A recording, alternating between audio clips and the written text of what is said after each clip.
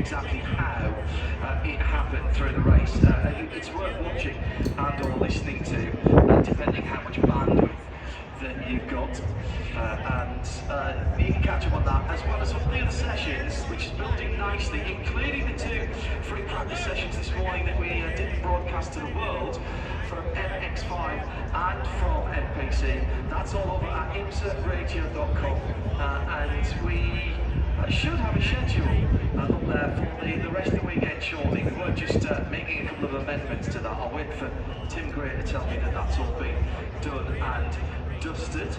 Still the recovery going on of the number 57.